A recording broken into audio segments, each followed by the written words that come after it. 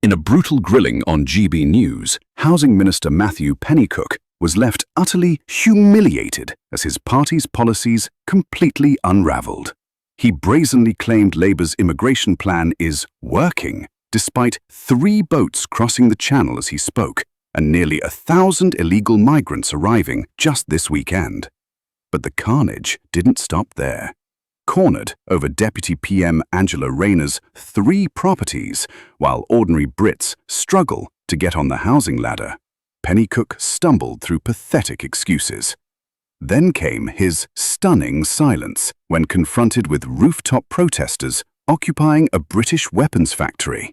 Watch as this Labour minister is absolutely destroyed, exposed as completely out of touch with the real concerns of the British people, while our borders remain wide open and our housing crisis deepens. Before this, I want to say a big thank you to all our supporters who helped us reach our very first 1,000 subscribers. That achievement truly means a lot and inspires us to keep giving you our best. If you haven't subscribed yet, please do it now. Most people who watch our videos aren't actually subscribed.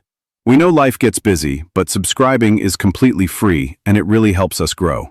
Our next goal is 3,000 subscribers, and with your support, we can get there even faster. Matthew, I have to say, first of all, that's a heck of a job you're doing. I wouldn't like the task that you've got, but you're making some progress in getting these houses built. Well, we are making progress, Eamon, as you rightly recognise. You know we are overhauling our planning system.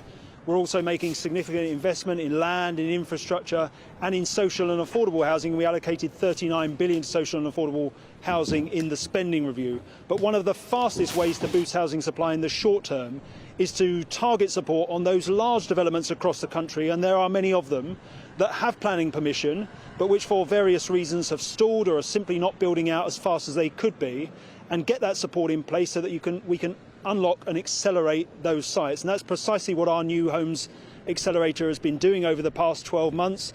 As a result, we estimate that it's unlocked nearly 100,000 homes on consented or near consented sites. And today we're announcing 6 new large sites in Guildford, Aylesbury, Wigan, Somerset and 2 London boroughs, which will receive support through the accelerator, and we think that will unlock another 12,000 or so homes, making a contribution to our ambitious plan for change target of building those 1.5 million new homes in this I live near Guildford, Matthew. I'm just really interested. I think you're using an airfield in Guildford. What type of housing are these? Social? Is this social housing, or what type of housing is this? So there'll be a mix of housing on all of the sites that we are targeting for support. That will include private market homes for sale, but also affordable homes of different private market homes for sale, but also affordable homes of different types of tenures.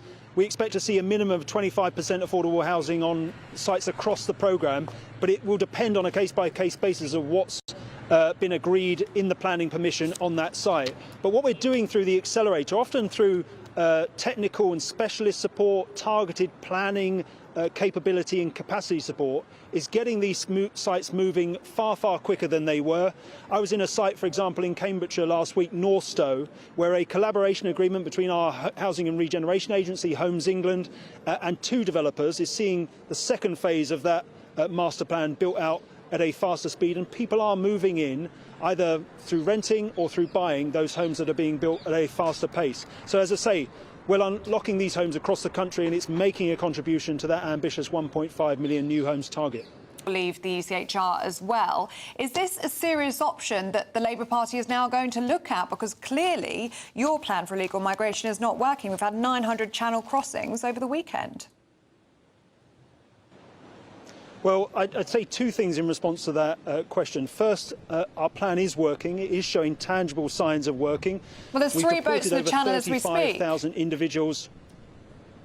Yeah, and boat crossings are up. The gang's business model is entrenched. We've been very honest about the fact that we were never going to fix the broken immigration and asylum system we inherited overnight, but we are making tangible progress in terms of deporting people with no right to be here. This ambitious pilot scheme we've got in place with France now Asylum seekers have been detained under it. We'll see removals to France in the coming week. But when it comes to the ECHR, we don't think it's in our national interest to withdraw completely, put ourselves in the same camp as two other countries, Russia and Belarus. But that is not to say that we don't think the Convention needs reform.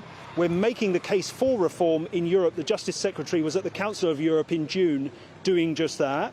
And we are looking about how the Convention is implemented domestically in the case of Article 8 and how that can be abused to frustrate our laws. So it's not a case that we're saying the Convention needs to remain untouched, but we don't think it's in our national interest to withdraw or suspend it, not least because it underpins a series of incredibly important agreements, including the Good Friday Agreement.